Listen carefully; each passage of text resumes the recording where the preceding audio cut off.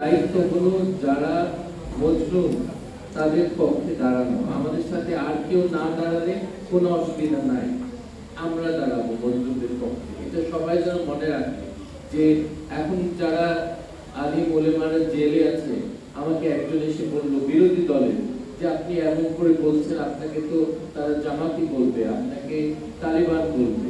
আমি বলে আমি একটু ভয় করি না, এই মানুষকে নির্যাতন করা হচ্ছে, আমি তাদের দলের না, কিন্তু আমি এই জিনিসটা পছন্দ করছি না।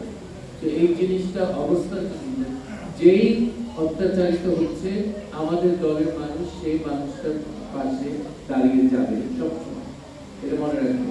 আমি এটাও বলেছি যখন শেখ হাসিনাকে জেলে নেওয়া হয়, ওনাকে যদি ঠিক মতো চিকিৎসা না দেওয়া হয়, আমি যদি ক্ষমতায় না থাকি, আমি রাস্তায় দাঁড়িয়ে যাব যে এই মানুষটা জেলে আছে, ওনার যেন ঠিক মতো চিকিৎসা করা হয়।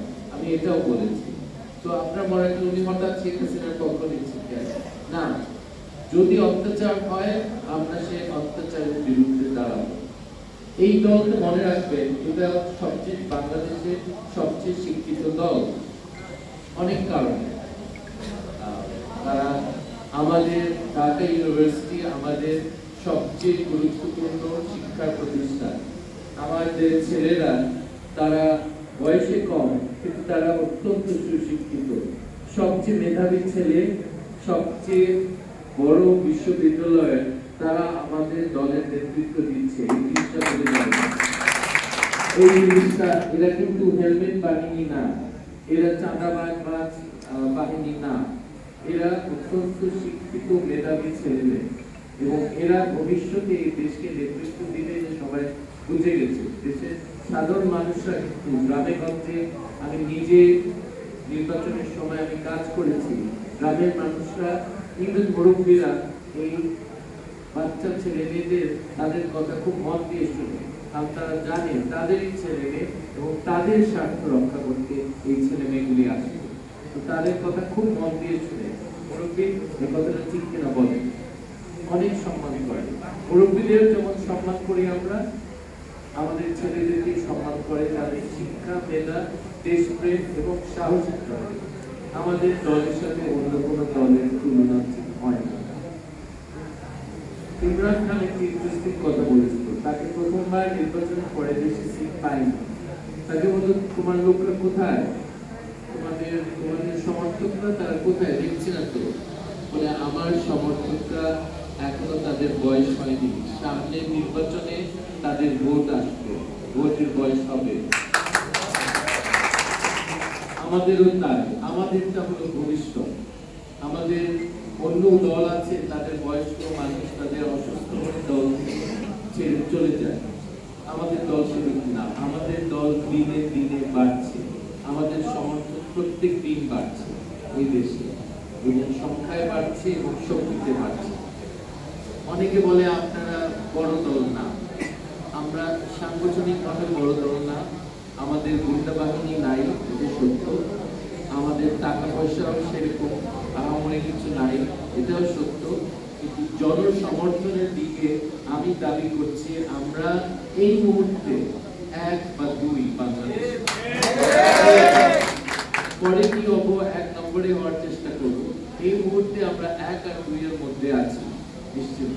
এবং আওয়ামী লীগ আমাদের 5টা দলের মধ্যে নাই। তালিকা যদি আপনারা করেন জনসমর্থনের দিকে, জনগণের সমর্থন, আওয়ামী লীগ প্রথম 5-এ করবে কিনা আমার খুব সন্দেহ। এখন তারা গালিগালাজ করে, যুক্তিতে যখন পারে না, কথায় যখন পারে না, গালিগালাজ করে। এখন গালিগালাজ করলে চিন্তা করে করো, মানে কাকে গালি দিচ্ছ, কেন গালি দিচ্ছ, আর এই গালিগালাজের স্টাইল থেকে বা কথা বলার স্টাইল থেকে আমাদের সবাইকে আমাদেরকে জানিয়ে দিলেন, সব দর্শকদেরকে, আপনার বাবা মা কি ধরনের শিক্ষা আপনাদেরকে দিয়েছে এবং আপনার বাবা মা কোন স্তরের লোক ছিল, এটা আমাদেরকে জানিয়ে দেওয়ার দরকার ছিল না। ওকে, এটা এই আওয়ামী লীগের এই সাংগঠনিক সম্পাদক সেটা আমাদেরকে জানিয়ে দিলেন যে অত্যন্ত মানে নিম্ন স্তরের মানুষ, এবং তার মা বাবার সম্বন্ধে আমাদের সবার একটা খুব খারাপ ধারণা তৈরি করলেন। এটা দরকার ছিল না। নিজের মা বাবার গায়ে থুতু মারা আমার মনে হয় এটা বুদ্ধিমানের কাজ সে করে। এবং তার যে নেত্রী, আমাদের যে প্রধানমন্ত্রীর পদ দখল করে আছে, উনি যে কথাগুলো বলেছেন ওনার থেকে বোঝা যায় এই ধরনের কথা বলার পর ওনার নিচে যারা আছে তারা তো নোংরা কথা বলবে।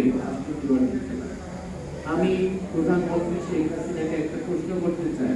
প্রধানমন্ত্রী দখল করা প্রধানমন্ত্রী সাদ্দাম হুসেনেরও প্রধানমন্ত্রী প্রধানমন্ত্রী বলতে যে আপনি যে ঠুস করে ফেলে দিলেন বেগম খালেদা জিয়াকে, এটা কি আপনি শুধু ওনাকে ফেলে দিবেন না ওনার হুইল চেয়ার শুদ্ধ ওনাকে লড়তে ফেলবেন? আমার একটাই প্রশ্ন, ওনার হুইল চেয়ার নিয়ে আপনি ফেলে দিবেন মানুষকে শুধু খালেদা জিয়াকে? এটা আমি জানতে চাই। এখন এই ধরনের মানুষ শেখ হাসিনার মতো, শেখ হাসিনা ওয়াজিদের মতো, তারা খুব ঘৃণা করে যে তাদের যে বেশি সম্মানিত নেতা নেত্রীদের। এখন খালেদা জিয়া কতটুকু সম্মানিত আপনারা ভালো জানেন। আপনারা যদি তুলনামূলকভাবে দেখেন শেখ হাসিনাকে আর খালেদা জিয়াকে আপনারা জানেন। প্রফেসর ইউনূস সারা বিশ্বে আমাদের দেশকে সম্মান এনেছে। আমি ছোট একটা গল্প আজকে বলতে চাই, কিছু মনে না করেন। আমি IMF এ থাকতে আমি গেছি ট্যানজানিয়াতে, আমি কাজ করতাম। আমি IMF এর অ্যাডভাইজার, 7টা দেশের ছিলাম উপদেষ্টা। ওখানে আমাদেরকে একটা গ্রামে নিয়ে গেছে আমার এক বন্ধু, কিলিমানজারো পাহাড়ের কাছে একটা জায়গায় নিয়ে গেছে। ওখানে 20 জন হাই চিফ, তাদের মানে সর্দার, গ্রামের সর্দার আসছে। তো আমার বন্ধু পরিচয় করে দিচ্ছে যে এই লোকটা ফরাসি দেশ থেকে আসছে, এই যুক্তরাজ্যের, এই যুক্তরাষ্ট্রের, ওদের নাম বলছে। কোনো রিয়াকশন নাই, চিফরা জাস্ট দাঁড়িয়ে আছে। তারপরে হঠাৎ বললো, আর এটা হলো রেজা কিবরিয়া, সে বাংলাদেশ থেকে আসছে। সবাই চমকে গেল, বাংলাদেশ? আমার দিকে আঙ্গুল পয়েন্ট করে, কম্পিউটার স্ট্যান্ডার্ড অন্যরকম, আঙ্গুল পয়েন্ট করে বললো ইউনুস কান্ট্রি। বললাম ইয়েস, ইউনুস কান্ট্রি। সবগুলি অস্থির হয়ে গেল। You have seen Mohammad Yunus, চোখে দেখেছো তোমরা? জি, 2 বার দেখেছি, 2টা ডিনারে আমার সাথে পরিচয় হয়েছে। You have shaken his hand? বলি yes, I shook his hand. 22 জনের মধ্যে 22 জন এসে আমাকে জড়িয়ে ধরলো। আর অন্য আমার বন্ধুরা জিজ্ঞেস করে, কি হয়েছে, তুই কি করেছিস? তোকে সবগুলি চিফগুলি তোকে মানে পেয়েছে। বাংলাদেশ শুনে তারা অস্থির হয়ে গেছে কেন? আমি বললাম অস্থির হয়ে গেছে, পরে তোমাদেরকে বুঝাবো কেন। সবগুলি আমাকে জড়িয়ে ধরলো, আমার সাথে ছবি তুললো।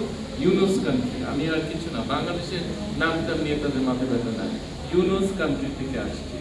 এখন আমি প্রফেসর ইউনুসকে অত আমি বড় ফ্যান না। আমি অর্থনীতিবিদ হিসাবে ওনার গ্রামীণ ব্যাংকের কতটুকু অবদান রয়েছে দেশে আমার এটা নিয়ে প্রশ্ন আছে। কিন্তু আমি অস্বীকার করতে পারি না যে এই লোকটা দুনিয়াতে আমাকে সম্মান দিয়েছে। আমাকে একটা ট্যানজানিয়ার একটা পাড়া গায়ে আমাকে সম্মানিত বানালো এই লোকটার কাজে। এটা আপনি অস্বীকার করতে পারি না। আমি তো পছন্দ করি কি পছন্দ করি না, এটা গুরুত্বপূর্ণ না। এই লোকগুলি তো বাংলাদেশকে আর কোনো পরিচয়কে তারা চিনে না, তারা শুধু চিনি ইউনুস কান্ট্রি থেকে আসে। তাদের গ্রামে নাকি অনেকগুলি প্রজেক্ট হয়েছে এবং এগুলিতে সাধারণ গরিব মানুষের অনেক উপকার হয়েছে। মোহাম্মদ ইউনুসকে অন্যভাবে তারা দেখে। এই মানুষকে আমরা খুশ করে পদ্মা সেতু থেকে ফেলবো যদি আমি ওই লোকদেরকে বলি? এগুলি কিন্তু খুব রাগী মানুষ, তারা আমাদের দেশের সরকারের উপরে তারা কিরকম রাগ হয়েছে, রাগান্বিত হয়ে যাবে আমি আপনাকে বলতে পারি। তারা কিন্তু খুব টাফ, তারা টিপটি দিয়ে দাঁড়িয়ে থাকে সব চিফরা। যদি শুনিস যেই মানুষটাকে তারা এত সম্মান করে তাকে একটা ব্রিজ থেকে তার দেশের একটা মানুষ ঠুস করে ফেলে দিতে চায় পানিতে, চুবাবে, মেরে ফেলতে চায় না, একটু চুবাবে। হ্যাঁ, এটা হলো টর্চারের টেকনিক, শারীরিক নির্যাতনের টেকনিক। আর্মি যখন করে তারা খুব হঠাৎ করে মানুষের কাছে মেরে ফেলে না, তাকে আস্তে আস্তে মারে। তাকে না মেরে ফেলে তাকে নির্যাতন করাটাই হলো তাদের কাজ। তো উনি নিজেই বলেছেন, না আমি মেরে ফেলতে চাই না, আমি জাস্ট চুপাতে চাই, সো শারীরিক কষ্টটা দিতে চাই একটা বয়স্ক লোক। কিন্তু তাদের এই জিনিসটা ওনার মাথায় এসেছে শ্রীলঙ্কার ঘটনা দেখে। শ্রীলঙ্কাতে এত বাজেভাবে দেশ চালিয়েছে একটা পরিবার, যেভাবে লুট করেছে এবং যে অদক্ষভাবে চালিয়েছে, জনগণ এখন খেতে আছে। তারা সরকারি দলের লোকজনকে নিয়ে পুকুরে চুবাচ্ছে। আমি আওয়ামী লীগকে বলবো, আপনারা ক্ষমতা থেকে এখনই চলে যান। এখন আবহাওয়া ভালো, গ্রীষ্মকাল, পানির মোটামুটি গরম আছে। আপনারা যদি ডিসেম্বর পর্যন্ত অপেক্ষা করেন, আপনাদের অনেক কষ্ট হবে। এই সরকার যতদিন থাকে আমরা শ্রীলঙ্কার পথে চলছি। এটা আরো কিছু অর্থনীতিবিদ বলছে 2 বছর, কিছু বলছে 3 বছরের মধ্যে শ্রীলঙ্কার অবস্থায় পড়ে যাব। তখন আওয়ামী লীগেরদেরকে গ্রামে গ্রামে, বাড়িতে বাড়িতে লোকে খুঁজে আমাদের দেশের সব পুকুরকে মানুষ নষ্ট করে ফেলবে। কারণ আমি মনে করি এরকম একটা বিষাক্ত জীব যে আওয়ামী লীগের এমপি এবং লোকদের, তাদেরকে আমাদের পুকুর দিলে আমাদের পুকুরও বিষাক্ত হয়ে যাবে। আমি এখানে খুব দুশ্চিন্তে আছি যে আমাদের পুকুর যেন নষ্ট না হয়। এই আওয়ামী লীগদেরকে পুকুরে চুবালে সব মাছ মরে যাবে, তো আমাদের দেশের অনেক ক্ষতি হবে।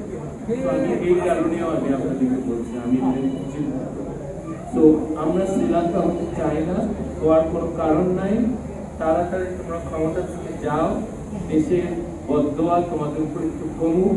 এই 2000 আলিম উলামা তোমরা জেলে রেখেছো, অত্যাচার করছো, তাদের ছেলে মেয়েদের বদদোয়া থেকে তোমরা বেঁচে যাবে, তাদের ছেলে মেয়ে বউদের বদদোয়া থেকে তোমরা বেঁচে যাবে। তোমরা ঠিক কাজটা করো।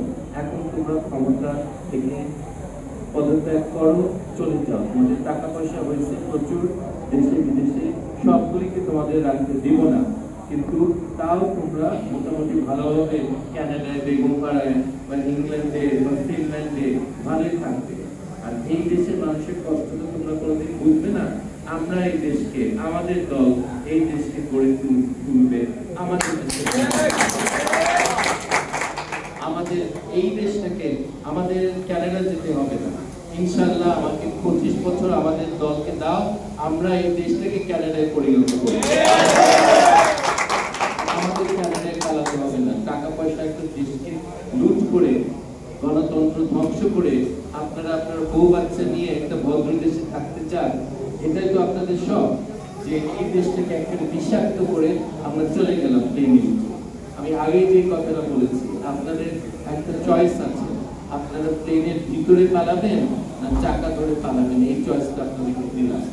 প্লেনের চাকা ধরে পালাতে অনেক কষ্ট, আপনারা প্লেনের ভিতরে আপনারা যান। আপনাদের টাকা রাখতে পারবেন না, আমরা বের করবো, কারণ এটা আমাদের, তোদের টাকা না, তোর বাপের টাকা না, এটা জনগণের টাকা। আমরা ফেরত চুরি করার টাকাগুলি আমরা দেশে ফেরত আনবো। আমাদের ওই ধরনের বুদ্ধি এবং ওই ধরনের দক্ষতা আছে এই টাকাগুলি ফেরত আনার জন্য। আর সামনে 2-3 বছরের বাজেট চালানোর মতো আপনার টাকা চুরি 2-3 বছরের বেশি, আমাদের সামনে 4 বছরের বাজেট আপনাদের চুরি করা টাকা দিয়ে আমরা চালাতে পারবো ইনশাআল্লাহ। আমাদের দেশের মানুষের করের বোঝা কমাতে পারবো, আর এই টাকাটা সব ব্যবহার করতে পারবো। বাংলাদেশের জনগণের টাকা বাংলাদেশের জনগণের জন্য আমরা খরচ করব। আমাদের দল চায়, আমি খুব পরিষ্কার করে বলেছি, আপনারা জনগণকে বলবেন এটা অন্য কোনো দলের মতো না, আমরা অন্য ধরনের অবস্থান নিই, আমরা সাহসী অবস্থান নিই। আমাদের সাহসের পরিচয় আর তো আমাদের দেওয়ার দরকার নেই। আমাদেরকে সারাক্ষণ ধমক দিচ্ছে, বিভিন্ন থ্রেট দিচ্ছে, হুমকি দিচ্ছে।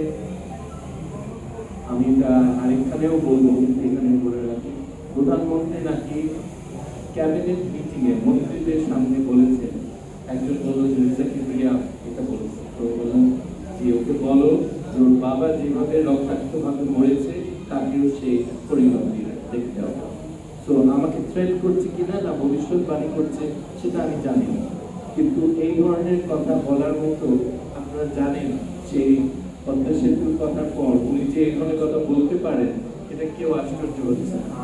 তো এই ধরনের হুমকির সামনেও আমরা বলবো, আমরা দেশের মানুষের জন্য লড়াই করতে আসছি, আমরা পথ ছাড়বো না এবং ইনশাআল্লাহ এই দেশটাকে স্বাধীন করে আমরা ছাড়বো। ধন্যবাদ।